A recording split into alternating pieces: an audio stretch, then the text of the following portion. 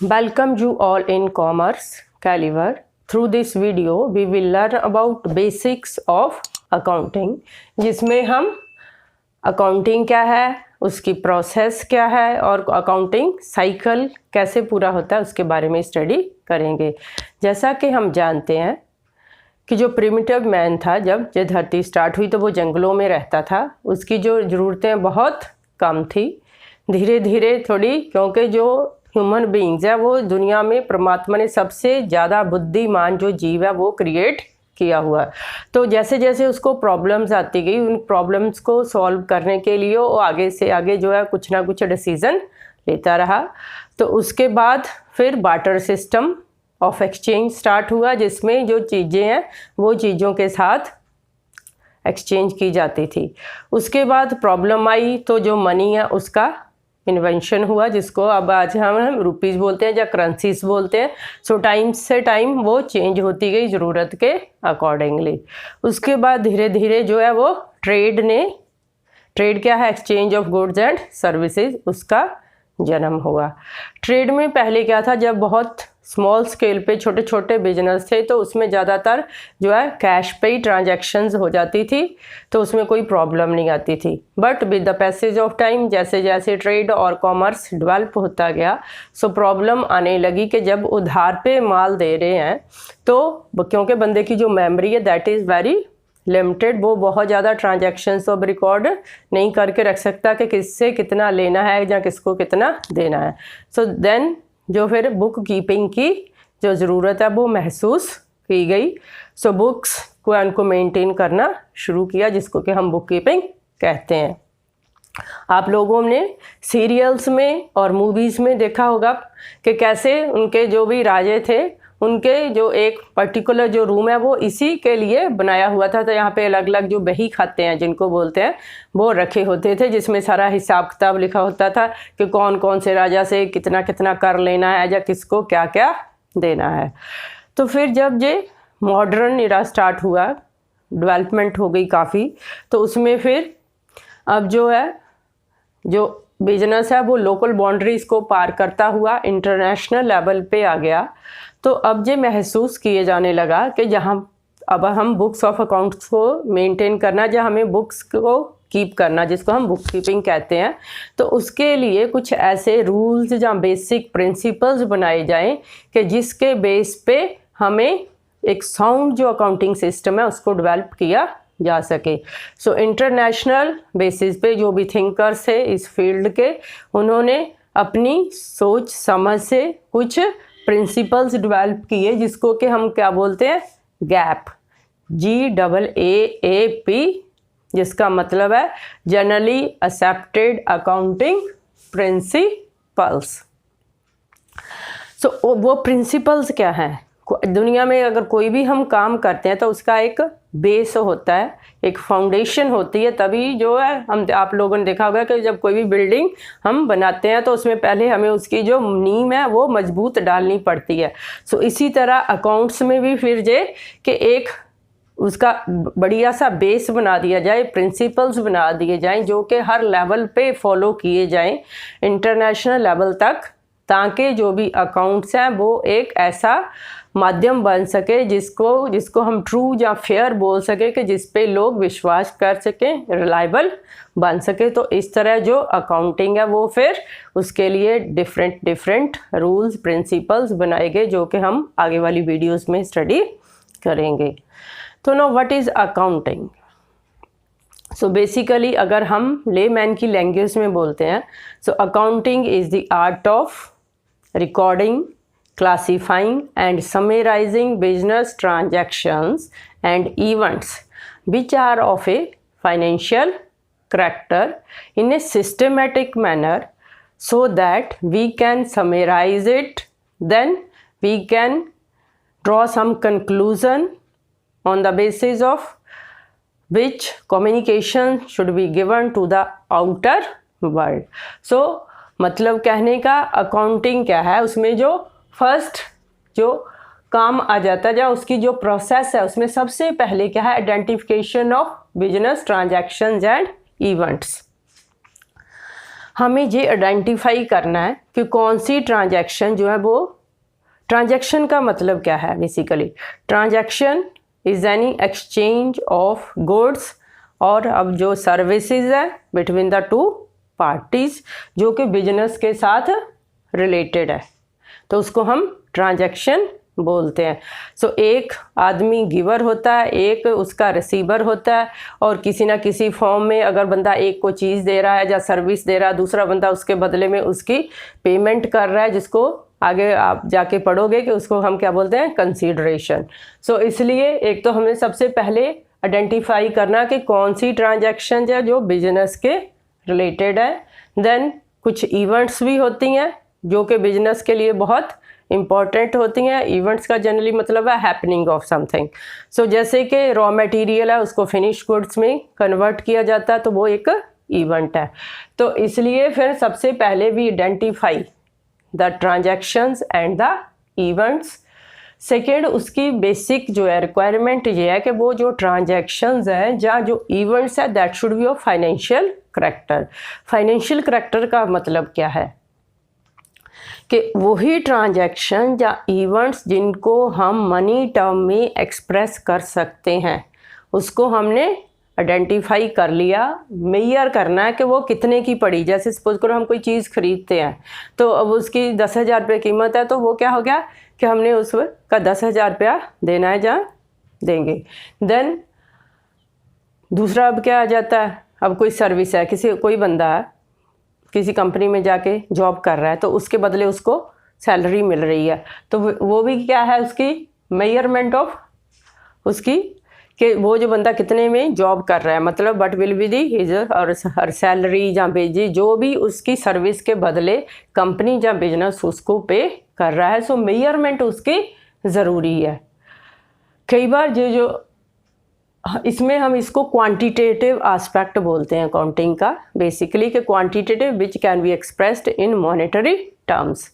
Business में बहुत सारी चीज़ें ऐसी भी होती हैं जो क्वालिटेटिव नेचर की होती हैं, बट जो अकाउंटिंग है उसकी ये ड्रॉबैक मानी जाती है कि हम जो क्वालिटेटिव इंफॉर्मेशन है क्योंकि उनको हम मॉनेटरी टर्म में एक्सप्रेस नहीं कर पाते। जैसे सपोज करो एक कोई एम्प्लॉई है that is very loyal honest है, उसकी वजह से कंपनी को की जो गुडविल है या शाख जिसको हम बोलते हैं वो बन रही है, बट क्योंकि अब हम उसको मेजरमेंट मनी में नहीं कर सकते कि वो बंदा कितने हज़ार का लॉयल है या कितने हज़ार का ईमानदार है, तो इसलिए हम उसकी जो लॉयल्टी है उसकी जो ऑनेस्टी है उसको हम बुक्स में रिकॉर्ड नहीं करते अकाउंट्स में। देन अब हमने आइडेंटिफाई कर लिया कि कौन सी ट्रांजैक्शन है और कौन सी इवेंट्स हैं जो बिजनेस के रिलेटेड है और उनको मॉनेटरी टर्म में उनका क्या मूल्य है। अब नेक्स्ट स्टेप आ जाता है कि we will record those transactions.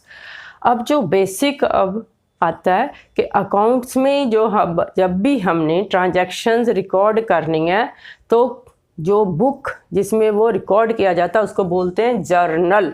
So journal का क्या है, JOURNAL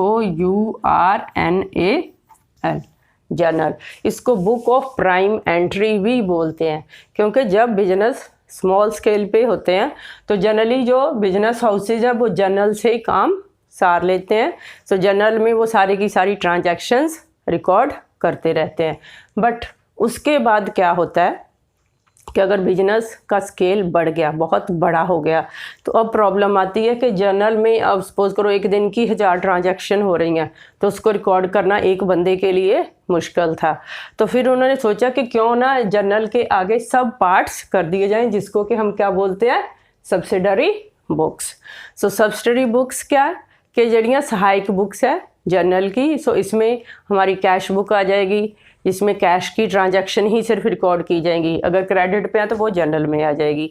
इसी तरह ही परचेज बुक है जिसमें जितनी भी परचेजेज हैं वो सारा माल जो कंपनी खरीद के ला रही है जिसको आगे बेच के उसने प्रॉफिट कमाना तो वो परचेज बुक में आ गया। अगर परचेज में से कुछ माल पसंद नहीं आया रिटर्न कर रहा है तो वो बन गया परचेज रिटर्न। इसी तरह ही कंपनी सेल्स करती है, सेल्स में से कुछ माल वापस आ गया तो वो सेल्स रिटर्न। सो मतलब depending on the scale of the business company can maintain or business enterprise can maintain various subsidiary books. Then उसके बाद आ जाता है क्लासीफाइंग। अब क्लासीफाइंग का मतलब क्या है? जर्नल में हमने सारी एंट्री लिख दी या सब्सिडरी बुक्स में लिख दी। अब प्रॉब्लम आ जाती है कि जो ट्रांजैक्शंस है उनको एक पर्टिकुलर ग्रुप में बांटना है। जैसे सपोज करो एक कॉलेज है, उसमें 20 क्लासेस हैं। अगर हमें ये नहीं पता हो कि हम किस क्लास में जाके बैठें तो सारा हौच पौच सिस्टम हो जाता है। सो आपकी जो क्लासेस बनी है ना, वो क्लासिफिकेशन ही समझो कि ये बच्चा +1 का, +2 का, बीकॉम फर्स्ट का, बीकॉम फाइनल का, बीएससी फर्स्ट का। So that is classification.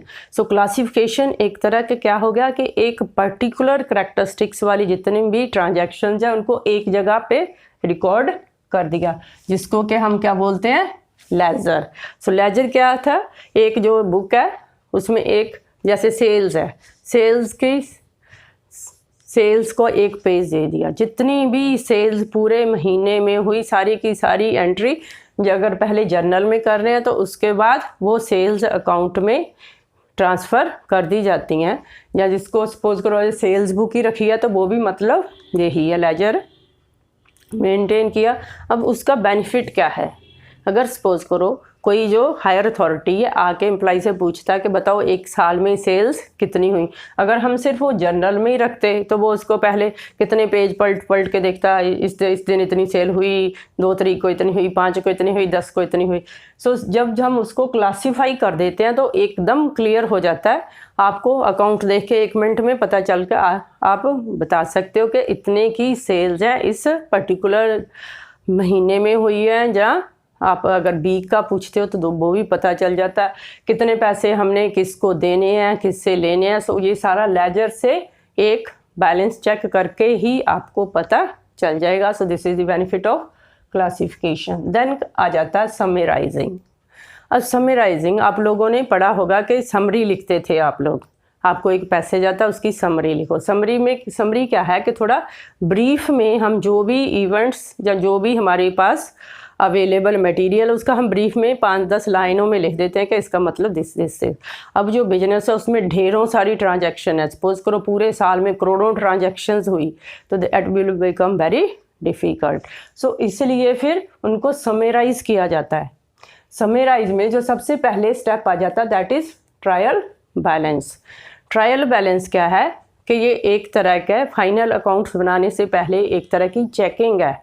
Try करते हैं हम, ट्राई से बना है कि हम एक तरह का एक्सपेरिमेंट करते हैं कि जो हमने अकाउंट्स की बुक्स लिखी क्या वो ठीक हैं या गलत है।